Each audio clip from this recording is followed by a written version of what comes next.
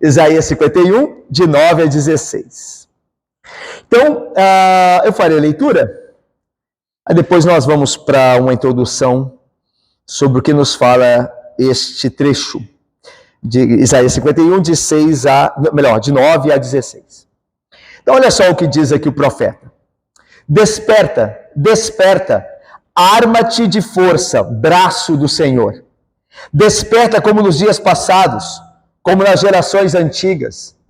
Não és tu aquele que abateu o Egito e feriu o monstro marinho? Não és tu aquele que secou o mar, as águas do grande abismo?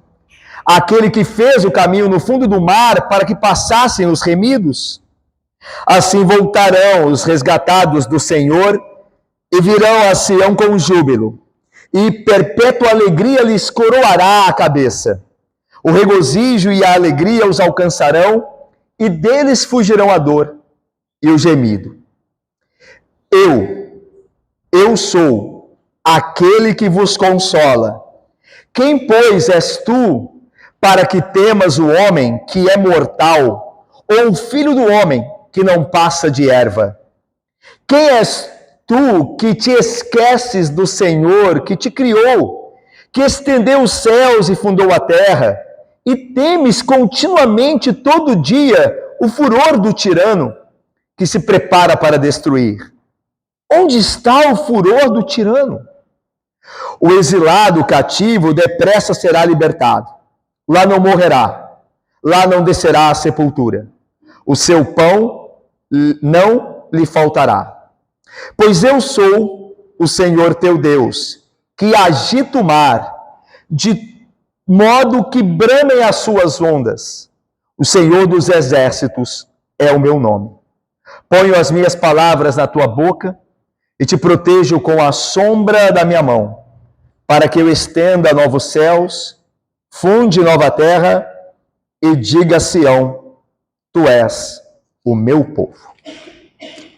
Irmãos, nós já oramos para que Deus nos abençoe com o estudo da sua palavra, e nós passamos então a esse estudo, fazendo a nossa introdução, relembrando o tema que é o principal tema dessa grande sessão que começou no capítulo 49, nós já passamos pelo 49, o 50 e agora estamos no 51. Mas esse grande tema, ele se estende até o 55, 13. E o grande tema, que também tem grande nele, é a grande libertação. O tema central é este. Lembra que nós vimos que Deus prometera, como fez, como realizou, livrar o povo dele do cativeiro através de Ciro. Tá, esta é uma libertação. É óbvio que ela é portentosa também, ela é poderosa, mas Deus promete realizar algo incomparável, algo muito maior, através de um servo muito maior do que Ciro. Nós estamos vendo, o servo de Yahvé, que não é Ciro, é incomparavelmente superior a qualquer outro servo. Então, por isso que esta grande libertação, ela é muito maior do que aquela político-geográfica, que Israel passou quando Deus libertou-os por meio de Ciro lá do cativeiro babilônico. E aí, então, a introdução do nosso texto, 51, 9 a 16, diz o seguinte: a tripla convocação para o remanescente ouvir dá lugar a um chamado definitivo ao braço do Senhor, um apelo entusiasmado de que o Senhor fará o que promete. Então veja, no capítulo 51, nós temos três convocações, por assim dizer, uma tripla convocação para que o povo ouça a promessa de Deus. Olha aí o versículo no capítulo 51, só relembrando, o versículo 1, ouvi-me, depois o versículo 4, atendei-me, depois o versículo 7, ouvi-me. Então uma tripla convocação de Deus para que o povo o ouça nas suas promessas de libertação e salvação. Ok? Nós já passamos por isso. Depois do povo ouvir, por assim dizer, 3 vezes, o que o Senhor tinha a dizer sobre a libertação que ele traria, agora o povo entusiasmado pede ao braço do Senhor que se levante. A ideia é, o Senhor diz: ouvi-me, atendei-me, ouvi-me, eu vou livrar vocês. Agora o povo responde: então levanta-te, ó braço do Senhor, venha nos livrar. É nessa lógica aqui, nessa progressão que se vê e se encontra o texto. Então, primeiro Deus fala que salvará. E agora o povo responde dizendo: Senhor, olha, onde está o Senhor? Nós ouvimos o promessa de salvação, mas vem logo, vem nos livrar. Então daí o versículo 1 que diz: desperta, desperta, arma-te de força, braço do Senhor. Nós precisamos ser salvos. Então, eles ouviram a promessa, eles estão agora clamando em oração que o Senhor venha e o salve como ele prometeu. Ok? E é interessante que nós vamos ver que eles têm uma perspectiva, Israel, o verdadeiro Israel, de que o Senhor está se demorando. De que o Senhor talvez tenha se esquecido deles. E o Senhor depois vai consolá-los ainda nesse texto, dizendo: não, vocês podem confiar em mim. O meu braço livrará vocês. Eu completarei, eu realizarei a obra de salvação a favor de vocês, tá? Então nós vamos ver essa dinâmica.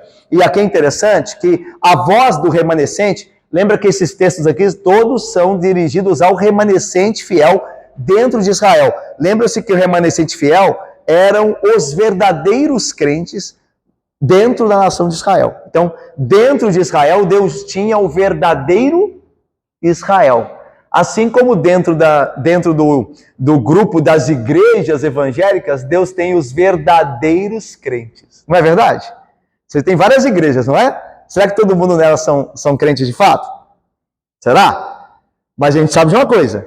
Dentro das igrejas, todas as igrejas, Deus tem um grupo que é verdadeiramente crente. Assim, também Israel. Deus tinha a nação de Israel, mas nem todo Israel era crente. A gente viu, né, que Deus disse que aquele povo não podia ser chamado povo de Deus, porque vivia em pecado. Mas dentro da nação de Israel, havia o verdadeiro Israel. E é a esse Israel que Deus fala aqui, chamado de o remanescente fiel, aqueles que permanecem com Deus, apesar dos pesares, tá? Então, a voz do remanescente, que está orando aqui: levanta-te, levanta-te, Senhor, abra o teu braço, vem nos salvar. Essa é a oração do crente. Só o crente fala isso.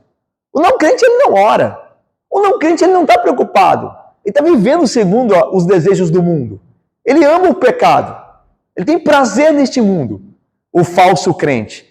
O verdadeiro crente, ele anseia pela vinda salvífica de Deus, a salvação que vem do Senhor, a libertação final. Então, por isso que essa oração só pode fazer o remanescente. Levanta-te, Senhor. Levanta-te. Então, é a oração. Então, a voz do remanescente é aquela que se faz ouvir aqui. Nessa primeira parte do versículo de número 9 até o versículo de número 11. Essa é uma oração para que Deus cumpra o que promete. Ou seja, Deus promete salvar, então cumpra, Senhor. A resposta mais apropriada para aquilo que Deus tem prometido é orar para o cumprimento das promessas divinas. E é interessante, a gente está numa reunião de estudo bíblico e a gente agora toca em oração. Reunião de oração é terça-feira. E a de estudo bíblico é hoje. Mas a de hoje está dizendo para você vir terça-feira. Porque eu estou falando catecúmenos domingo. É porque eu já ouvi coisas no tempo de igreja que a gente frequenta, coisas como: eu gosto mesmo da reunião de estudo bíblico. A reunião de estudo bíblico é a mais importante. Não. Eu também já ouvi, verdade, eu gosto das reuniões de oração. Não adianta nada estudar a Bíblia, porque oração é que é realmente aquilo que abençoa. As duas posições estão erradas. A piedade conduz aos dois exercícios, tanto ao estudo da palavra quanto à oração. Aliás, os discípulos oraram a Deus a Cristo, melhor dizendo, para que Cristo ensinasse a eles a vontade de Deus. Lembra lá? Eles disseram assim: Senhor, ensina-nos a orar. Então, ensino de oração. Ensina-nos a orar. Então, eu preciso do ensino para aprender a orar. Ao mesmo tempo, eu preciso da oração para aprender a instrução. Então, não existe essa de que a oração é mais urgente do que o estudo bíblico. E nem que o estudo bíblico é mais edificante do que a oração. Ok? Aqui nós estamos vendo um povo que é ensinado por Deus a esperar nele, que ouve e é instruído em suas promessas, orando. Levanta-te, Senhor.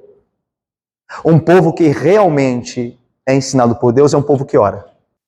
Um povo que realmente é ensinado por Deus é um povo que ora.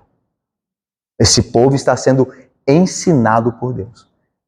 Ele tem vida, começou a produzir vida, ele está começando a falar, como uma criança recém-nascida que chora quando nasce, assim também é o convertido quando ora. É o choro dele, porque ele nasceu de novo. Então busquemos mais a oração, assim como nós buscamos e devemos o estudo bíblico. As duas coisas andam juntas, ok? Mas é uma oração. Então veja, a resposta mais apropriada às promessas de Deus é orar pelo cumprimento delas. Quando Deus nos promete algo, o que Ele quer que nós façamos? Que nós oremos para que Ele cumpra o que Ele prometeu. Ele tem prazer nisso, que nós o busquemos. Deus tem prazer em ser buscado. Como um pai tem prazer em ver que o filho necessita dele, que ele não é obsoleto, mas que o filho necessita dele. Assim Deus tem prazer nas orações do seu povo. Em reconhecimento do povo que precisa ele de Deus. E Deus se agrada nisso. Então, veja, aqui uma oração do versículo 9 a 11, do povo que ouviu a promessa de salvação e agora está clamando para que Deus cumpra essa salvação que prometeu. Ok? Vamos ver como isso se dá? Nosso texto, ele tem nosso texto maior, né? Ele tem esse tema, a salvação em prospecto, ou seja, em planejamento, e a realidade. Ou seja, Deus planeja e executa. Tá bom? Ele não faz nada, ele não executa nada sem planejar. Ele sempre tem um plano. Mas todo o plano dele não deixa de ser executado. Ele não planeja uma coisa para nunca colocar em execução. O que ele planeja, ele executa. Então ele está falando de salvação. E ele fará isso. Ele está, olha, eu vou fazer isso, eu farei isso. E ele fará mesmo. Então ele promete, ele dá um prospecto do que ele vai fazer, e ele realiza, ok? O nosso tema do 9:16 é esse aqui, ó. O apelo do povo e a garantia de Deus. O povo está apelando, Senhor, levanta-te, vem salvar. E ele vai responder, Deus vai responder, eu mesmo vou salvar vocês. Eu sou a garantia de que vou salvar vocês. Então, o apelo do povo de Deus, a garantia que Deus dá. Ok? Valéria? Jessé? O povo apela em oração, Deus responde garantindo. Legal? Nós dividimos em dois pontos aí nosso trecho. O braço do Senhor, o êxodo passado e futuro, ou seja, Senhor, age em nos libertar como o Senhor agiu no passado. Então, o povo tem a experiência de um êxodo passado, clamando por algo igual no futuro. Assim como o Senhor destruiu o Egito e nos salvou de Faraó, os nossos pais antigos, assim nos salva agora. Então, o braço do Senhor, o que agiu no passado e o que agirá no futuro. E por fim, nessa segunda parte última, 12-16, Deus traz palavras de consolo a esse clamor, que se lembra do que Deus fez no passado e pede que ele age assim também, no presente e no futuro. Ok? Tá dando para entender, Isabela, Heloísa? Tranquila? Então vamos lá. Então, vê primeiro essa parte aqui, o braço do Senhor, o êxodo passado e o êxodo futuro. Olha só então o versículo 9. Desperta, diz a oração do remanescente fiel, do verdadeiro Israel, dos crentes, né? Que somos nós também. Nós devemos orar assim, com relação às promessas de Deus. Desperta, arma-te de força, braço do Senhor. Desperta como nos dias passados, como nas gerações antigas. Não és tu aquele que abateu o Egito e feriu o monstro marinho? Irmãos, a oração do povo, o clamor do povo de Deus começa com chamar a atenção de Deus. É óbvio que aqui há um antropomorfismo, tá, na linguagem, como se Deus precisasse ser chamado a atenção ou precisasse ser despertado. A Bíblia usa estas imagens antropomórficas acerca de Deus. Por exemplo, lá em Êxodo 2:24 diz que o Senhor se lembrou do seu povo no Egito, quando ouviu o seu clamor. Então, parece-nos, pela linguagem, que Deus teve um lapso de memória, né? Ele se lembrou, então ele se esqueceu. Então eu lembrei. Não, Deus não se esquece. Mas a ideia é de que o texto assume uma linguagem do nosso ponto de vista. Então é como se nós estivéssemos olhando a ação de Deus. Como ele prometeu estar agindo agora, parece que ele passou um tempo que ele não estava lembrando. Mas na verdade, nós vamos ver no texto, mas vai dizer isso, que Deus sempre se lembra.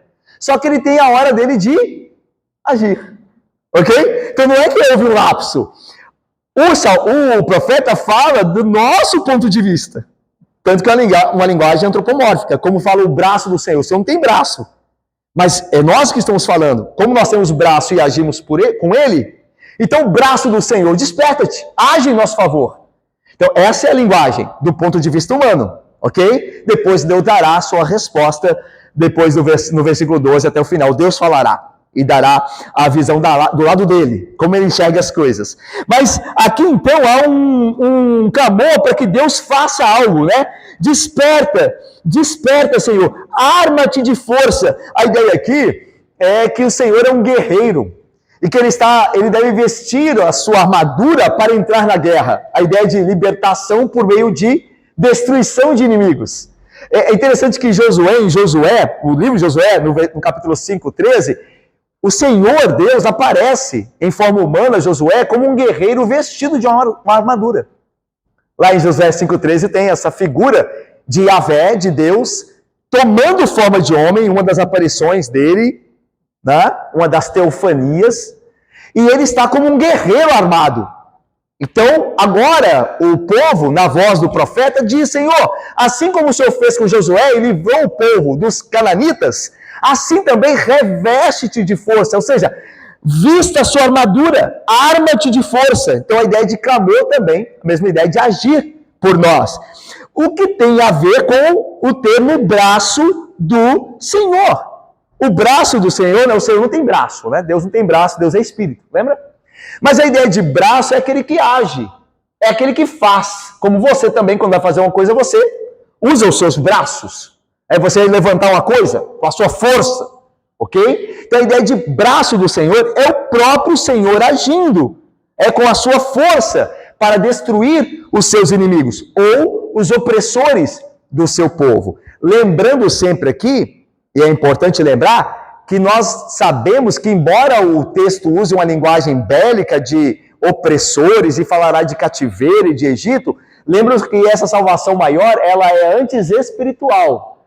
Os opressores aqui são outros. A linguagem que se usa para falar deles tem a ver com os feitos de Deus que, de fato, vieram sobre os inimigos terrenos de Israel. O Egito, viria sobre a Babilônia. Mas a gente sabe que a obra de libertação aqui aponta para algo espiritual. Os opressores aqui são espirituais. Mas a linguagem é de guerra, como Israel sempre se deu a guerras terrenas, né, com aniversários de carne e osso, né? Paulo depois vai dizer: a minha luta não é contra a carne, nem contra o sangue, mas contra principados. Ou seja, a carne e o sangue foram inimigos de Deus no Antigo Testamento. A nossa batalha é outra, ela é espiritual. Não que não estivesse lá, mas agora a nossa batalha é exclusivamente espiritual, né? Ela é muito maior, os opressores são muito mais terríveis do que apenas um homem, né? Mas vamos lá, voltando aqui. Desperta como nos dias passados. Então aqui ó, a ideia de... É muito importante aqui, Gil, que Isaías está fundamentando, estabelecendo, melhor dizendo, os atos de Deus na história. Veja, o que Deus fez com o povo de Israel, pelo povo de Israel, não eram contos, não eram mitos, mas algo cravado, algo fincado na história. Desperta, ó Deus, como nos dias passados. Então, esses dias passados, Nébora e Bárbara, esses dias, Rebeca, foram vividos. Por isso eles dizem, como nos dias passados. Havia testemunhas desses dias passados. As gerações passaram a outras gerações o que Deus fizera aos pais antigos. Então eles se lembravam, não era um mito. Lembra que naquela época havia muitos mitos, né?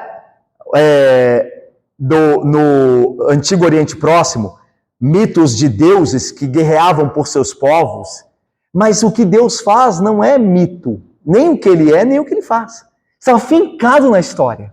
Tanto que isso é verdade, olha só, quando diz assim, como nas gerações antigas. A ideia é que determinadas pessoas foram testemunhas do que Deus fez. Gerações antigas. O Toledote, né, no hebraico. As gerações, então, nossos pais viram o teu poder. Então, a ideia, meus irmãos, é que o que Deus é e o que Deus faz não é mitologia, como alguns querem crer hoje. Que toda a Bíblia está cheia de mitologia. Nada disso foi verdade. Não, a Bíblia mesmo não permite esse tipo de conclusão. Ela não permite. Alguém pode crer que a Bíblia é mitologia, mas não com a autoridade dela. Então, um pregador jamais poderá se levantar e dizer, um pregador verdadeiro, a não ser que ele seja um falso pregador, dizer que alguma coisa na Bíblia é mito. Porque a Bíblia não permite essa conclusão. Porque ela fala de dias passados e fala de gerações antigas. Então, ela está fincando o que Deus fez na história pelo seu povo na realidade. Isso aqui é poderoso. Ok? Então alguém pode crer que a Bíblia é um mito, mas sem o aval dela. Essa pessoa está contra ela. Ela não dá essa opção. Ok? Então, veja só. E aí Deus, e o povo continua orando, perguntando a Deus, não és tu, Deus, aquele que abateu o Egito e feriu o monstro marinho? Então, a ideia aqui, meus irmãos, é que, lembra que o povo está clamando a Deus, para que Deus haja conforme agira outrora. Então, Senhor, levanta-te, arma-te com força, vem o braço do Senhor, como fizeste em dias passados, nas gerações antigas. Não foi tu, Senhor, que feriu o Egito, nos dias passados, gerações antigas, e que abateu o monstro marinho? A palavra para monstro marinho é Raabe. É o mesmo nome da meretriz. Raabe significa a serpente, ou monstro marinho, ou serpente do mar. Né? A tradução aqui possível para Raabe. Na mitologia babilônica, Tiamat. Tanto Raabe como Tiamat. No Antigo Oriente Próximo, isso foi descoberto pelos documentos ugaríticos, né? de Ugarit, uma cidade que é agora a atual Síria, na região da atual Síria. Foi descoberto documentos em Ugarit, daí os documentos ugaríticos, que eles contavam como eram a religião dos povos cananeus e babilônicos. E descobriu-se desses documentos que eles criam, tanto os babilônicos quanto os cananeus, criam em divindades que traziam ordem para a criação, mas que antes de trazer ordem, deviam vencer os deuses do caos. Então, antes deles trazerem ordem ao universo e à criação, eles tinham que lutar contra deuses que tinham o mesmo poder deles, a mesma equivalência, só que eram deuses do caos. Daí a ideia de mar. A serpente do mar, o monstro marinho, porque o mar é sempre símbolo de caos. O mar agitado, na Bíblia, é sempre a ideia de mundo agitado, de caos. Quando você olha o mar está agitado, você tem medo. Você não tem estabilidade, certo? Então a ideia de humanidade em caos, mundo em caos. E os deuses antigos tinham que lutar e vencer esses outros deuses para poder trazer ordem. Só que não é o que você vê em Gênesis. E aí a diferença do cristianismo, da revelação de Deus.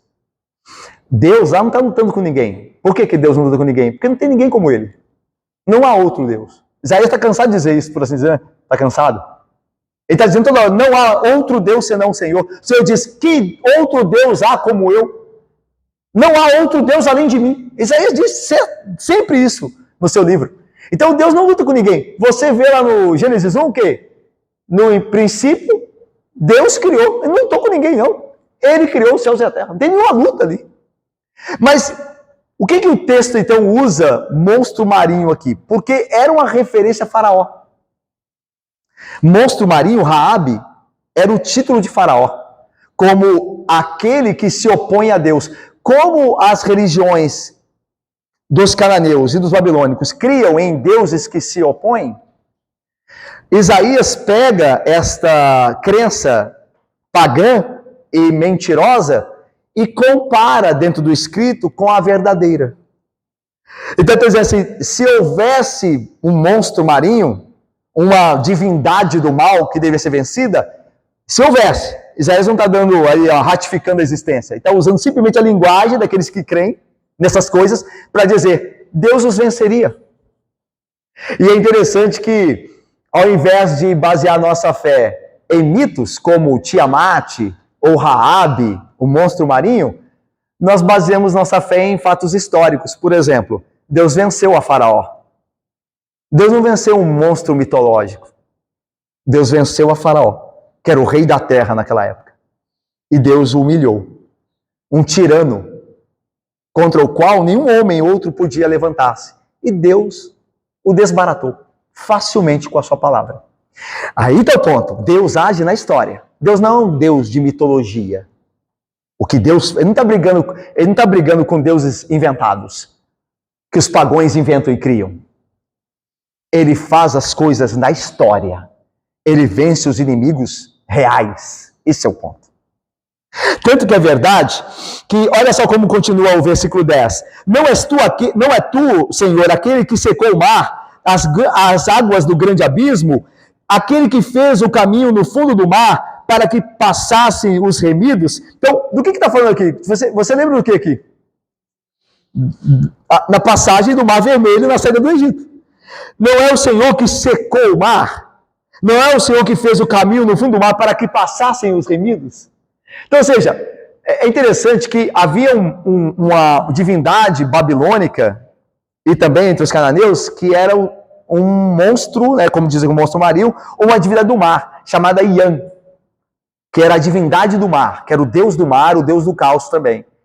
E a ideia aqui é justamente combater isso. Ou seja, o Deus verdadeiro não participa desses mitos. Ele fez abrir o Mar Vermelho. Ou seja, retornando novamente, presbítero Ivanildo, à história, Gustavo. Ele fez abrir o Mar Vermelho. Isso é celebrado entre os israelitas. Se a gente for aos Salmos, e vocês são leitores dos Salmos, se nós vemos os Salmos, quantas vezes nós vemos menções do Êxodo? De que Deus abriu o mar. Não é mito, é história. E esses homens não eram doidos. Davi, Salomão, Moisés, Paulo.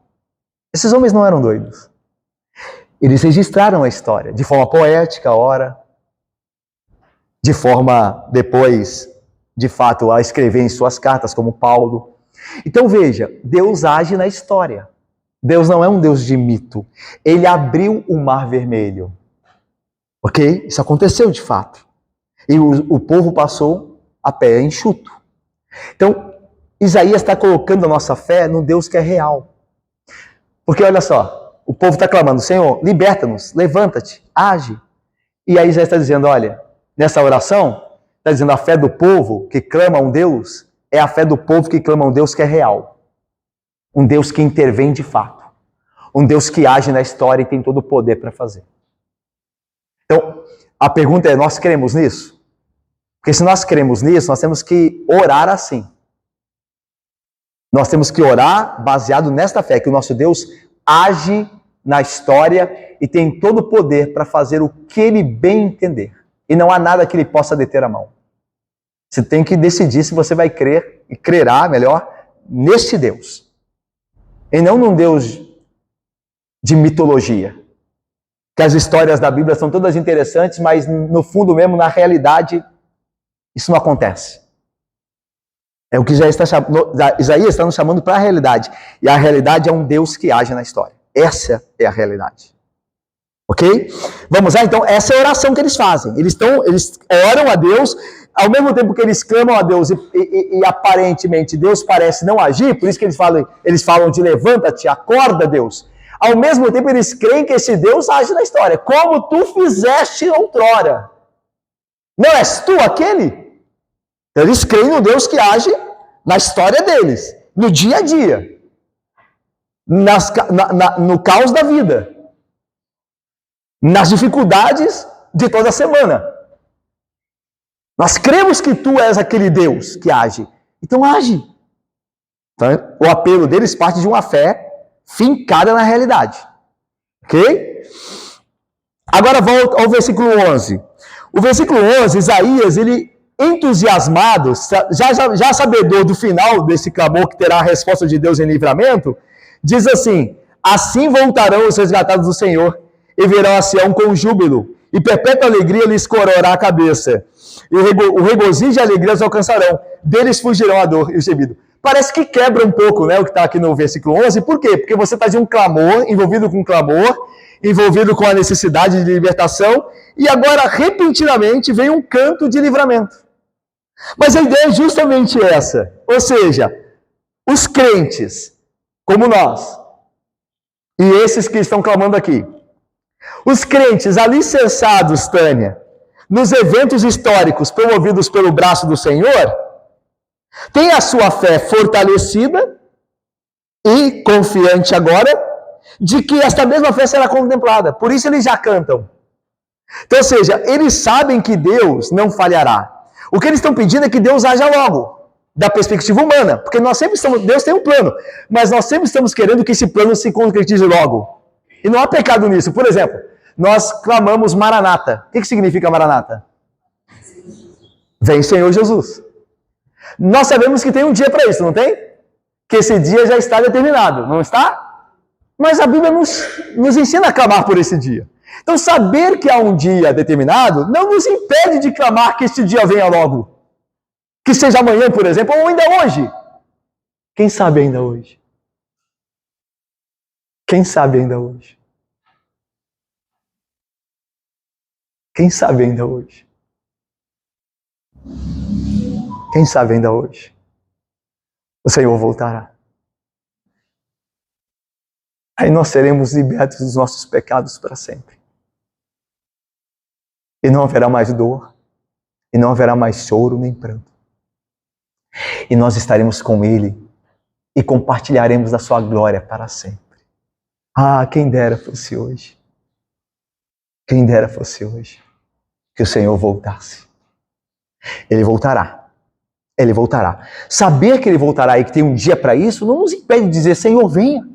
É uma coisa aqui. Os crentes sabem que o Senhor age. E eles estão clamando: então haja. Então haja a nosso favor, liberta-nos. Essa é a ideia. E os eventos de Deus na história robustece, fortalece a fé deles. De maneira que eles cantam já certos do livramento. Porque Deus não irá se esquecer deles. Daí, assim voltarão os resgatados do Senhor a Sião com júbilo. Eles voltarão e serão libertos. E perpétua alegria lhes coroará a cabeça e o regozijo e a alegria os alcançarão, e deles fugirão a dor e o gemido. O dia eterno é mencionado aqui, né? Olha só. Quando diz assim, alegria perpétua, ou melhor, e perpétua alegria, eterna alegria, lhes coroará a cabeça. Isso não é uma linguagem do dia eterno, né? Quando Cristo vier. Lembra? Não haverá nem dor, nem pranto. Olha aqui, no versículo. Então fugirão deles a dor e o gemido.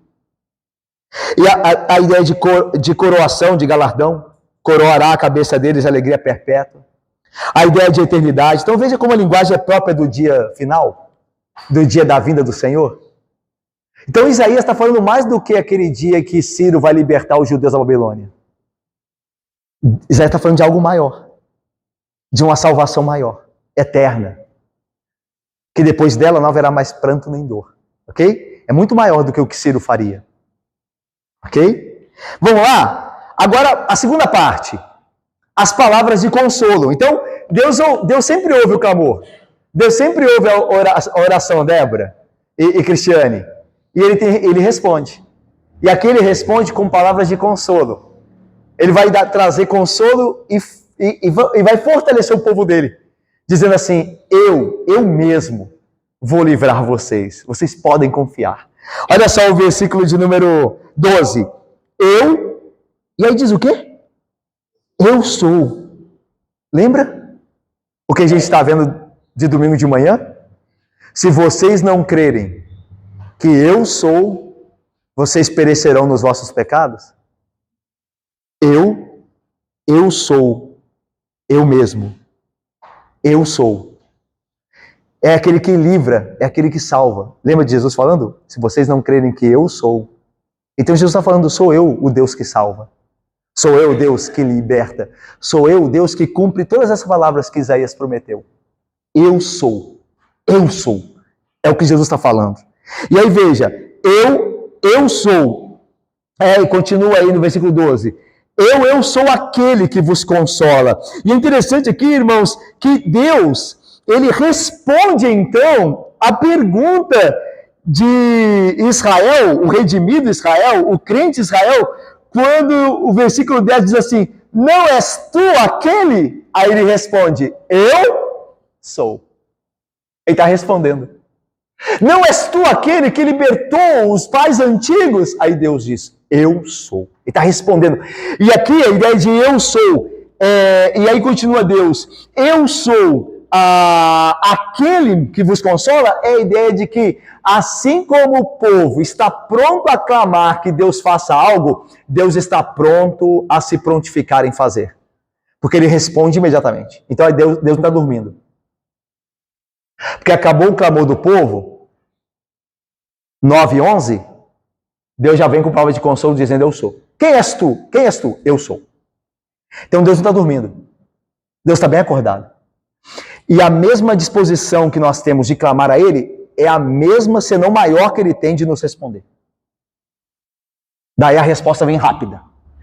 É por isso que quem ora tem consolo. Às vezes se falta consolo, e a mim, porque nós não oramos. Mas quem ora tem consolo. Aí você fica assim, mas eu não tenho consolo, eu ando tanto agitado, eu ando tão ansioso, eu ando tanto preocupado. Aí você tem levado a Deus suas orações? Porque quem ora tem consolo. É isso que Isaías também está ensinando aqui. Deus está ensinando por meio do profeta. Que quem ora tem resposta. Ok? Buscar-me-eis e me achareis. Aquele que me buscar vai me encontrar. Ok? Então a falha não está em Deus. Pode estar em nós que oramos pouco. Oremos mais. E seremos consolados. Então, eu sou aquele que vos consola. Agora veja, é interessante que Deus não diz assim, eu sou aquele que fez isso. Eu sou aquele que fez aquilo, outro. Não, eu sou aquele. A segurança nossa não é propriamente o que Deus faz, é quem Ele é. Eu sou. Ele não respondeu, eu faço. Irmãos, é certo o que Ele faz. E faz poderosamente. E nós nos gloriamos no que Ele faz. Só que a resposta para as nossas dores e anseios é quem Deus é. Eu sou.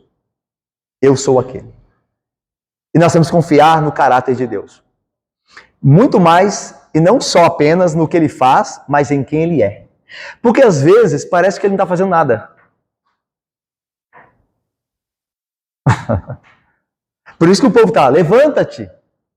Levanta-te, porque parece que ele está deitado. Mas ele responde, eu sou. E o que está acontecendo? Está acontecendo porque eu quero. E nada sai do meu controle. Porque eu sou o único Deus. E além de mim não há outro. Eu crio o mal e faço o bem. Eu crio a paz, eu crio a guerra. Eu sou. E além de mim não há outro. Então Deus quer que nós olhemos para quem Ele é. Antes de ver o que Ele faz. Porque ainda que Ele não faça imediatamente, Ele continua sendo o que Ele é.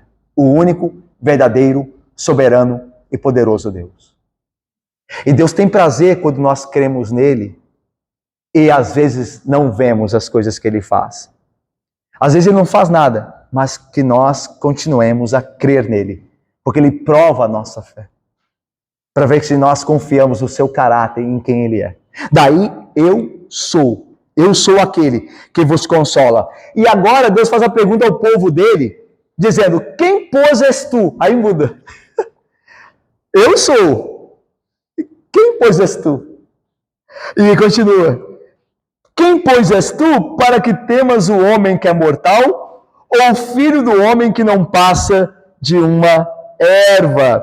A ideia, parafraseando, é, sendo você quem é, quem és tu? Sendo você quem é, como é possível temê-los, sendo eles quem são? Vamos lá. Deus está falando para os remanescentes, para os crentes, que estão sofrendo e estão pedindo por libertação. Aí Deus diz assim, você não sabe ainda quem você é? Eu já te disse quem você é. Sabendo quem você é, por que você teme aqueles que nada são? Veja, aí você fala, não, mas eu sei que Deus é o eu sou. Mas ao mesmo tempo, nós devemos saber quem nós somos em quem Deus é. Em quem Cristo é. Nós somos o povo amado de Deus. Nós somos ovelhas do seu pastoreio. Nós somos membros do seu corpo. Nós somos pedras vivas do seu edifício glorioso. Vocês não sabem quem vocês são? Quem vocês são? Se vocês soubessem, vocês não temeriam aqueles que nada são. Essa é a ideia aqui. Vocês são o meu povo amado. Eu vou cuidar de vocês. Eu não vou deixar que nada aconteça a vocês que não seja da minha boa vontade. Por que vocês temem os que nada são? E a ideia de nada são, por que vocês temem o homem que é mortal? Está vendo a ideia de nada ser? De ser, de fato, passageiro, certo? Ser perecível. Ou o filho do homem que não passa de erva. Então, a ideia aqui, meus irmãos, é que nós somos o povo de Deus. Nós somos aqueles que receberam de Cristo vida eterna. Por que nós tememos aqueles que morrerão? Por que nós tememos aqueles que são passageiros? Se nós sabemos que o eu sou há de permanecer para sempre e nós com ele, pela sua graça e poder, nós devemos ser mais confiantes, não? Sabedores de quem Deus é e quem nós somos nele. Nós deveríamos ser bem mais confiantes, bem mais corajosos. Por que nós tememos os homens, que são mortais e são como a erva? Uma vez que nós temos o Deus que temos e somos o seu povo amado. Apesar de pecadores, somos o seu povo a quem ele escolheu pela graça. Por que nós tememos os homens? Nós não deveríamos. Porque nós estamos debaixo da proteção do grande eu sou. Nós somos seu povo amado. E aí veja agora o que diz o versículo 13. Agora o cativo, o remanescente cativo na Babilônia, ele é aqui também questionado. Olha só o versículo 13, o que o Senhor diz na palavra de consolo como sua resposta à oração. Quem és tu que te esqueces do Senhor que te criou? Tá vendo a ideia? Você foi criado por Deus. E se esquece do Senhor que te criou. Esse Senhor que estendeu os céus e fundou a terra. E assim, se esquecendo dele, temes continuamente todo dia o furor do tirano, que se prepara para destruir. Então, olha, quem és tu? Agora Deus está falando não só do remanescente, aquele fiel remanescente, mas o fiel remanescente que está debaixo do cativeiro. Lembra que o que Isaías escreve a partir do capítulo 40 é para os cativos em Babilônia. E eles estão debaixo do poder de um tirano. Ok? Mas veja, a gente vai ver que esse tirano aqui é mais espiritual do que propriamente aquele da Babilônia. Até porque Nabucodonosor não era bem um tirano, né? Ele tratou bem os israelitas, os judeus, esperando em ganhar a simpatia deles. O que a Babilônia fez com os judeus estava longe de ser uma tirania opressora. A gente vai ver isso. Estava longe. Mas existe um tirano maior do que qualquer outro tirano da terra. Satanás é um tirano maior. O nosso pecado é um tirano maior. Ele escraviza os homens mais do que qualquer governante pode fazer. Então, Isaías está apontando para um tirano maior. Mas veja só, naquele caso, eles estavam temendo o tirano da terra. Mas Isaías quer falar de um tirano maior, do qual Deus os livraria, com a graça dele. Mas vamos lá. Quem és tu que te esqueces do Senhor que te criou, que estende os céus e fundou a terra, e temes continuamente, todo dia, o furor do tirano, que se prepara para destruir?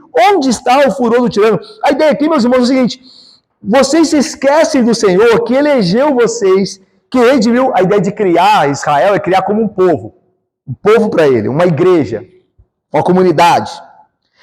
Vocês se esquecem do Senhor que elegeu vocês, que redimiu vocês, que resgatou a cada um, que cuida providencialmente de vocês de maneira soberana. Vocês se esqueceram do Senhor? Ele tem feito tudo isso e vocês se esquecem dele? E como é que nós nos esquecemos do Senhor aqui? Quando nós tememos continuamente os tiranos. Então, por exemplo, nós temos um governo anticristão. E nós tememos esses homens. E o Senhor diz: vocês se esqueceram de mim? Vocês esqueceram de que eu sou? Eu que crio os céus e fundo a terra? Sabe esse tirano que você teme? Fui eu que criei esse tirano. E esse tirano não é nada, é só eu soprar, o sopro da minha boca o destruirá. Então você tem se esquecido de mim. Então, veja, irmãos, quando nós tememos a homens, nós estamos nos esquecendo do Senhor. Porque quando nós nos lembramos do Senhor, nós não tememos a homem.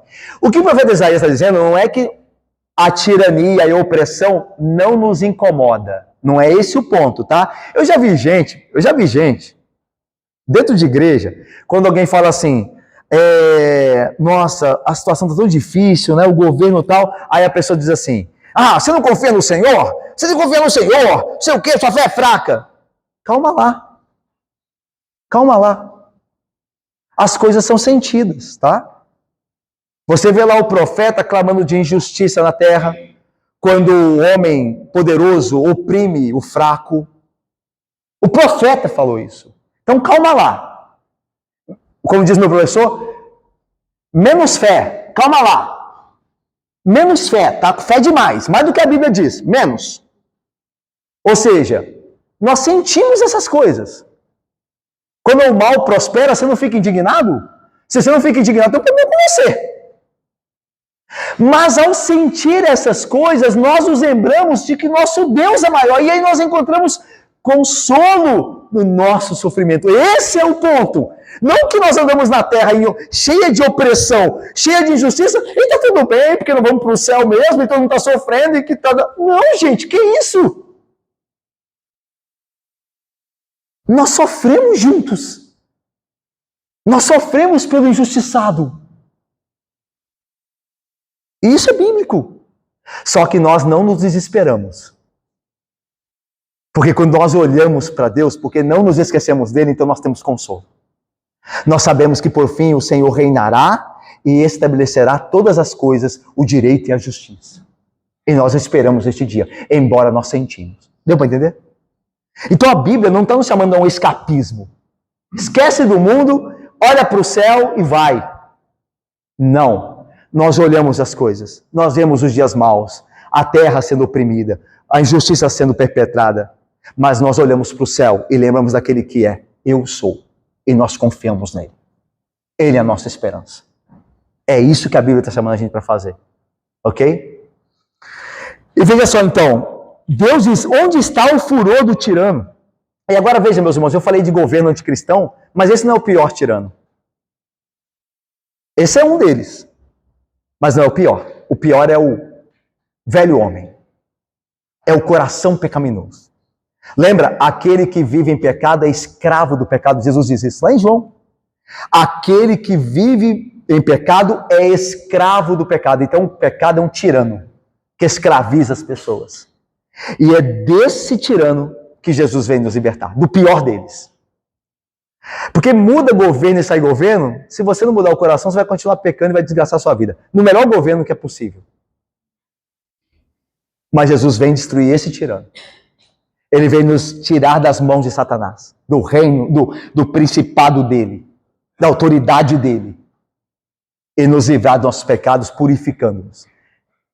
Esse que é o nosso pior tirano. E Cristo vem nos livrar dessa tirania do pecado. Ok? Lembre-se disso, esse é o pior tirano. Mais do que governos terríveis, o pecado na sua vida é o pior tirano. É quem pode mesmo te prejudicar. E aí, Deus pergunta, onde está o furor do tirano? Porque Deus vai livrar o seu povo da tirania. Lembra que Paulo disse, quando Jesus Cristo venceu o pecado na cruz, pagou o pecado na cruz, Paulo vai dizer assim, onde está, ó morte, a tua vitória? Onde está, ó morte, o teu aguilhão? É uma coisa, a pergunta de Deus aqui, Isaías, onde está o furor do tirano? E Paulo diz, onde está a morte? Então a morte é tirana. Ela vem e não quer saber. Só que em Cristo nós ressuscitaremos do morto. E quando isso acontecer, então o que Paulo perguntou será cumprido. Onde está, ó morte, a tua vitória? A morte não tem mais poder sobre nós.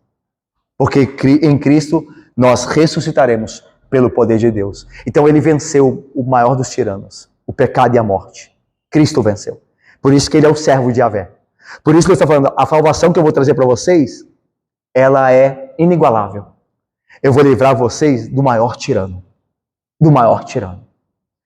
E aí veja, versículo 14. O exilado cativo depressa será liberto. Lá não morrerá. Lá não descerá à sepultura. O seu pão não lhe faltará. A ideia, meus irmãos, é que Isaías não pode estar falando, Denise, do cativeiro babilônico. Por que não? Porque lá no cativeiro babilônico, o povo judeu não tinha escravidão. Eles não estavam dentro de um cárcere. Eles não passavam fome lá. Eles tinham uma vida até boa, sabia? Lá no cativeiro babilônico, sabia? Tanto que quando há o retorno dos judeus da Babilônia para Jerusalém, a maioria deles não volta. É por isso que o profeta chora. É porque a maioria dos judeus fica na Babilônia. Está com a vida boa aqui, pô. Vou voltar para uma cidade destruída, que nem Jerusalém? Vou ficar aqui. Porque a vida lá era boa. Então não pode ser desse tirano que está falando o texto. Porque esse tirano aqui, não há liberdade com ele, não há vida e não há pão. Não há sustento. Então não é Babilônia. Porque na Babilônia tinha tudo isso. Quer ver a prova que tinha tudo isso? O profeta Jeremias diz assim. O Jeremias é o mesmo momento ali do cativeiro babilônico. Ele viveu o cativeiro. O profeta Jeremias. Ele diz assim. Assim diz o Senhor Deus de Israel, a todos os exilados que eu deportei de Jerusalém para a Babilônia. É interessante que Deus fala, eu é que deportei. Isso aqui é maravilhoso. Fui eu que levei eles lá. Não foi a Babilônia que chegou aqui e venceu. Eu é que dei vocês a ela. E aí ele continua. Edificai casas e habitai nelas. Plantai pomares e comei o seu fruto. Está falando dos cativos da Babilônia. Tomai esposas e gerai filhos e filhas. Multiplicai-vos aí. Não vos diminuais, procurai a paz da cidade, para de onde vos desterrei, e orai por ela ao Senhor, para que na sua paz vós tereis paz, vós tenhais paz. Ou seja, na Babilônia tinha lugar de morar, casa, não era cadeia, era casa. Tinha comida, não tinha fome, porque diz plantai pomares e comer. Tinha vida familiar, porque diz tomai esposas, gerai filhos. E tinha paz lá, circunstancial, porque ele diz, orai pela paz da cidade. Então é circunstancial, não é paz espiritual. É circunstancial. Não ter violência, porque na paz da cidade vocês terão paz. É verdade, quando a cidade não tem violência, a gente tem paz também. Mas quando fala aqui de libertar de cativeiro, de libertar da morte e da fome, não pode ser da Babilônia, tem que ser outra libertação. Está acompanhando comigo? Está mesmo acompanhando comigo? Estão mesmo? Então é outra libertação. Mas o que o pecado faz? O tirano do pecado, do velho homem, de Satanás, do mundo. O que eles fazem? Eles tiram a liberdade, porque eles nos fazem escravos. Eles tiram a nossa vida, porque o salário do pecado é a morte. E eles tiram o nosso pão. Eles tiram o nosso sustento. Nós começamos a cavar cisternas rotas que não contêm água. Nós somos sedentos e esfomeados. Porque nós queremos sempre mais pecado, mas nunca nos satisfazemos. O pecado faz isso. O que a Babilônia não fazia. Mas o pecado faz. E é desse tirano que é o pecado que Deus promete libertação. É disso que ele está falando. A libertação muito maior. É por isso que o tema dessa parte é a grande libertação. Ela é muito maior do que livrar-nos de um tirano como um homem qualquer, mas dos poderes das trevas, do poder do pecado. Para terminar, o versículo 15, como diz outro, para terminar com chave de ouro, Alan, o versículo 15 é Deus falando para uma pessoa. Primeiro ele falou para Sião, para o remanescente fiel de Sião. Depois ele falou para os cativos. E agora ele fala para uma pessoa. Olha só. Pois eu sou o Senhor teu Deus, teu, não vosso. Então é para uma só pessoa. Que agita o mar, de modo que brame as suas ondas. O Senhor dos Exércitos é o meu nome. Agora veja o versículo 16. Ponho as minhas palavras na tua boca e te protejo. Está falando para alguém. Está falando para o indivíduo. Ele não está falando para a vossa boca e vos protejo. Agora ele não está falando mais para o povo, para o remanescente, para o fiel, daquele grupo de crentes. Agora ele está falando para uma pessoa. E por que ele está falando? O povo clamou por libertação. Deus respondeu falando, vocês têm medo? Eu sou o Criador. Eu vou libertar vocês, vocês serão livres, vocês não terão vida e vocês comerão pão. E agora ele fecha dizendo assim, eu vou mostrar a vocês por meio de quem que eu vou fazer isso. E aí ele fala para um indivíduo. Ok? Está dando para acompanhar? O povo clama por libertação. Deus fala que ele fará, eu vou libertar vocês, eu vou dar vida a vocês, eu vou dar pão, vou dar sustento verdadeiro, alimento verdadeiro. E aí ele se vira para alguém e diz assim, eu colocarei a minha palavra na tua boca. E eu vou proteger a você com a minha mão. Está falando para alguém. Vamos lá, com calma? O versículo 15 diz assim, pois eu sou o Senhor teu Deus, que agita o mar, de modo que bramem as suas ondas. Lembra de Tiamat? A serpente do mar que a gente falou no início? Do Yan, que era a divindade do mar? Eles não têm poder nenhum, eles não são. É Deus que agita as ondas. Eu é que agito. Sabe a dificuldade que você está enfrentando? A provação que você está enfrentando? Deus está falando, eu que estou fazendo. Eu que sou seu pai amado. Que sei o que faço. Que sei o que é melhor para você. Que sei o que você tem que passar. Sou eu que agito as ondas do mar. Lembra de Jonas? Quando Jonas estava fugindo? Literalmente o que Deus fez? Deus enviou uma tempestade ao barco de Jonas para salvar Jonas da rebeldia dele. Então Deus envia tempestades na nossa vida para nos salvar de nós mesmos. Ele que agita o mar. Ele que coloca tiranos para provar a sua igreja, para peneirar a sua igreja, para testar a fé dos crentes por meio de tiranos que eles digam, vocês não vão adorar a Deus. E os crentes fiéis, pelo poder de Deus, digam, nós adoraremos, a custo da nossa vida. Então é Deus que coloca os tiranos para aperfeiçoar a sua igreja. Eu é que agito o mar. Eu é que faço as ondas bramirem. Sou eu que faço isso. É a mesma coisa que ele diz em Isaías 45, lembra? Eu crio o mal circunstancial e crio a paz. Eu crio a guerra. Eu, Senhor, faço essas coisas. Mesma coisa, mesma coisa. Ele está repetindo, para você e eu lembrarmos, quando nós passamos por isso. Que essa agitação toda é o Senhor que promove, para que nós olhemos para Ele. Não para as condições, mas para Ele. E aí ele diz, Senhor dos exércitos é o meu nome. Quem é o Senhor? Não és tu? Lembra que está perguntando? Não és tu aquele que fez o Egito? Senhor, mostra quem és. Aí Deus diz, o meu nome é o Senhor dos exércitos. Lembra de Jesus lá em João 8? Como os homens estão diferente compreensão de quem ele é? Uns dizem que ele é um falso profeta, outros dizem que ele é o Messias, mas o Messias não vem da Galileia. Pode alguma coisa boa sair de Nazaré? E Jesus pergunta a pergunta que é mais importante. Lembra que ele faz para os seus discípulos? Qual que é? Os discípulos chegam para ele e dizem, Jesus pergunta primeiro, o que os homens dizem que eu sou? E os discípulos dizem, olha, uns dizem que é Elias, outros dizem que é um dos profetas que ressuscitou. Aí Jesus faz a pergunta para eles, e vós? Quem dizeis que eu sou? Essa é a pergunta mais importante. Porque a resposta a essa pergunta é, eu sou. Lembra? Eu sou. E vós, quem dizeis que eu sou? Essa é a pergunta mais importante. Essa pergunta vai definir a sua vida e como você vive. A maneira que você entende quem Cristo é. Isso vai definir a sua vida. Tem pessoas que caem em depressão, tem pessoas que se suicidam por conta de não estabelecerem bem a resposta dessa pergunta. Quem Cristo é? Tem pessoas que se divorciam, tem pais que abandonam filhos, tem filhos que odeiam pais por não definir essa pergunta, quem Cristo é. Porque isso muda tudo.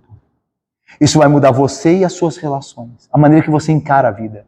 Quem Cristo é? Essa é a pergunta mais importante que Faraó fez. Quem é o Senhor? Isso destruiu Faraó, porque ele não soube quem era o Deus. Quem é o Senhor? Essa é a pergunta que corre toda a Bíblia. E Deus responde, eu sou. Eu sou. E se vocês não crerem que eu sou, vocês morrerão nos vossos pecados. Essa é a pergunta mais importante. Saber quem Cristo é. Conhecê-lo como Ele é. É a coisa mais importante da sua vida. Mas visto isso, termino aqui. Agora ele diz ao servo dele, por meio de quem ele vai realizar a salvação. Ponho as minhas palavras na tua boca. Lembra que o instrumento do servo é a boca? Lá em Isaías 4 fala, olha lá. Isaías 54. O Senhor, o servo falando. O Senhor, Deus me deu língua de eruditos. Língua, o instrumento dele é a boca. Agora veja, eu ponho as minhas palavras na tua boca. Lembra que Cristo faz o quê? Cristo é o servo, ele prega. Ele anuncia. Ele fala, lembra que ele estava falando aos judeus lá em João? Eu falo as palavras que meu pai me ensinou. Eu falo. Eu tenho dito, é a boca. Eu colocarei minhas palavras na tua boca e te protejo com a sombra da minha mão. Até Jesus começar, irmãos, o ministério dele aos 30 anos, ele foi protegido. Eu te coloco uma sombra com a minha mão sobre você. Eu estou te guardando para o dia. Quando os homens... Lembra quem está vendo em João? Que os homens odiaram e tentaram colocar as mãos nele? Mas lembra do que diz o texto? Como é que diz o texto? Por que eles não conseguiam pegar em Jesus e prendê-lo ou matá-lo antes da hora? Lembra? Porque ainda não era chegada perfeita. É isso que está falando aqui. Eu coloquei sobre você a minha mão até que chegue a hora. Eu estou te protegendo. Nada vai acontecer a você que eu não queira. Está falando de Cristo. É por você que eu vou salvar o meu povo. E eu vou te proteger até a hora. Eu vou guardar você. E depois dela, eu te ressuscitarei. E você será para sempre exaltado. Porque eu coloquei a minha mão sobre você, meu filho. Está falando de Cristo. Ele foi escondido na eternidade, lembra? No princípio era o Verbo. E o Verbo estava com Deus. Até que então chegou a hora. E o Verbo se encarnou para salvar o povo de Deus. É o que Isaías está falando. Ele falou de Cristo muito tempo antes. O servo já estava ouvindo. O eterno servo de Yahvé. Essas são coisas demais para nós, de fato. E olha só, e eu faço isso, eu te preparo para essa missão, colocando minhas palavras na tua boca e sendo a sombra com a minha mão para te proteger, para que eu estenda através de você novos céus, funde nova terra, e diga a Sião, tu és meu povo. E aí eu termino. A terra está cheia de iniquidade, cheia de tirania. O povo de Deus clama por salvação, mas por meio desse servo haverá novos céus. O verbo estender é fincar, é plantar. Eu plantarei novos céus, fundirei nova terra. A ideia de estabilidade para sempre. Hoje, esse céu e essa terra passarão, mas o reino que Cristo traz permanecerá para sempre. Daí a ideia de eu estenderei novos céus e plantarei uma nova terra através do servo. Ele está preparando o servo para isso. É o servo que Deus vai trazer que vai fazer isto. E aí diz, e digo a Sião, no servo, tu és meu povo. Sião não poderia ouvir de Deus, tu és meu povo ainda. Por quê? Porque Sião era um pecador. Lembra, então visto, Sião é o servo que é surdo, cego e mudo. Sião é um povo rebelde, mas quando esse servo vier, ele vai endireitar as coisas, presbítero Marcelo, então se dirá a Sião, tu és meu povo. O que vocês sempre deveriam ter sido, no servo vocês serão. Ele fará de vocês novas criaturas, e vocês serão o meu povo, por causa da obra do servo.